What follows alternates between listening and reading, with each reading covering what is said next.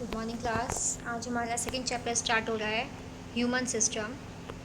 The human body is a wonderful and complex structure of nature that operates by the interaction of its different structural unit.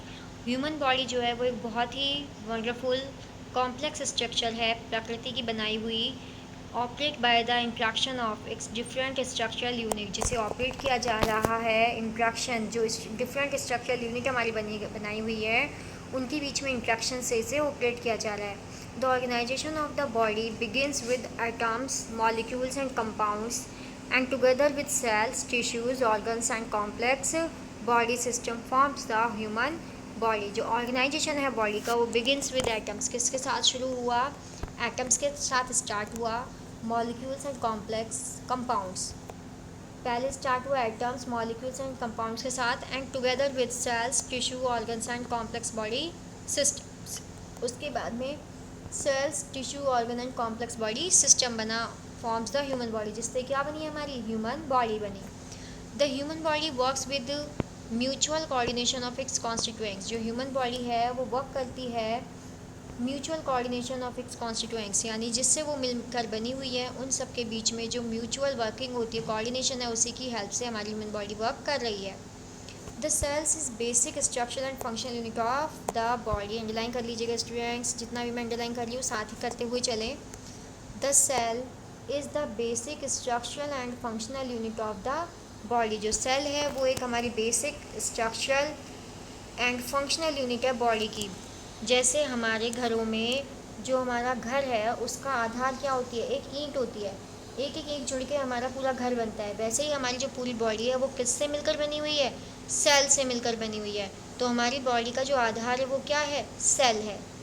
संरचनात्मक और क्रियात्मक, structure यानी कि संरचना, और functional यानी कि वर्किंग, क्रियात्मक। Different cells work for different body functions. अलग अलग सेल्स अलग अलग बॉडी का फंक्शन करती हैं। Group of cells performing similar functions constitute a tissue.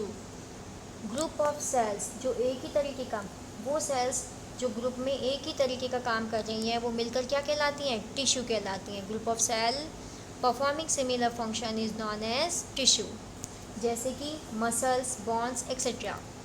To or more type of tissues interact with each other to discharge a function. दो या दो से ज़्यादा टाइप के टिश्यू इंटरेक्ट करते हैं एक दूसरे के साथ with each other to discharge a function, एक फंक्शन को करने के लिए। Such group of tissues forms an organ, और इस तरीके के टिश्यूज़ मिलकर क्या बनाते हैं? ऑर्गन्स बनाते हैं, जैसे stomach, liver etcetera.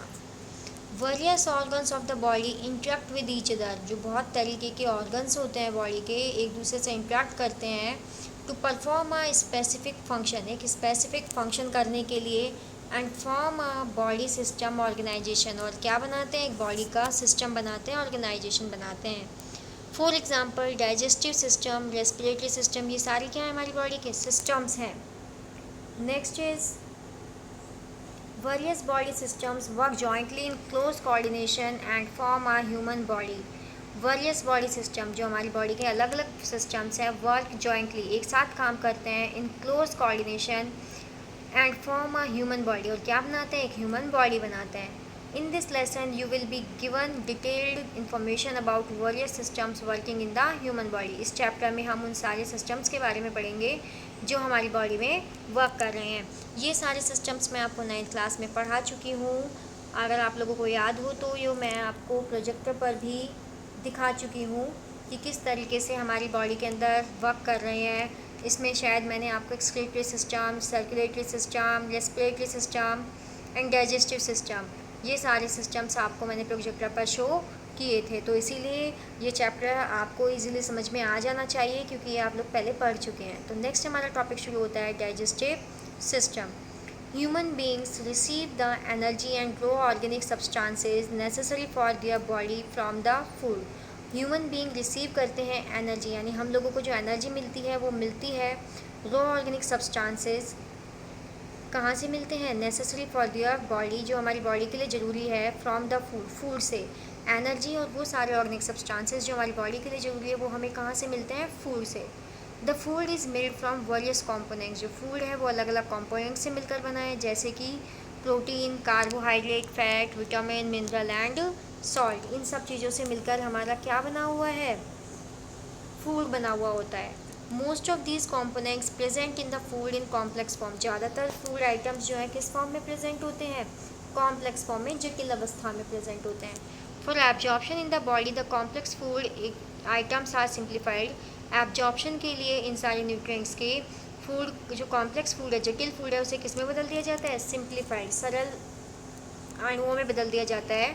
To accomplish this process right from the intake of food to defecation, to accomplish this process, इस प्रोसेस को कंप्लीट करने के लिए, right from the intake of food, जब से हम खाना इनटेक करते हैं, लेते हैं, से लेकर डिफिकेशन तक, a system comprising of various organs, खाना खाने से यानी इनटेक करने से लेकर उसको डिफिकेट करने तक में बहुत सारे ऑर्गन्स मिलकर एक काम सिस्टम बनाकर ग्लैंड्स काम कर रही हैं इसकी in close coordination. This system is called as digestive system, जिसे कि हम क्या कहते हैं, डाइजेस्टिव सिस्टम, यानी खाने को इनटेक करने से लेकर उसके डिफिकेशन तक में हमारी बॉडी के अंदर बहुत सारे सिस्टम, ऑर्गन्स, ग्लैंड्स वर्क कर रही हैं एक साथ कोऑर्डिनेशन में, जिसे हम क्या कहते हैं, डाइजेस्टिव सिस्टम कहते हैं। In the process of digestion with the help of various chemical process and enzymes, the complex nutrients and large food molecules are converted into simple, small and soluble substances. complex food को, enzymes को, ये जो complex nutrients हैं उन्हें large food molecules को convert कर दिया जाता है, बदल दिया जाता है किस में, simple, small and soluble substances में। The various organs and glands involve in digestive system are as follow, जो वेरियस बहुत सारे ऑर्गन्स और ग्लैंड्स डाइजेस्टिव सिस्टम में इंक्लूड हैं वो कौन कौन सी हैं, हमारी ऑर्गन्स हैं। फर्स्ट स्टार्ट करते हैं mouth, pharynx, oesophagus, stomach, small intestine, large intestine, rectum, ये सारे ऑर्गन्स किसके अंदर हैं, डाइजेस्टिव सिस्टम के अंदर। नेक्स्ट इसमें ग्लैंड्स आती हैं, 3 ग्लैंड्स हैं, salivary gland, liver and pancreas.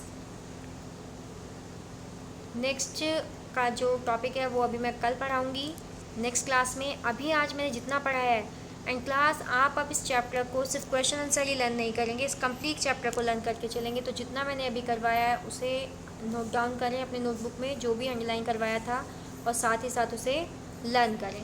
Next class में आगे का टॉपिक करवाऊँगी।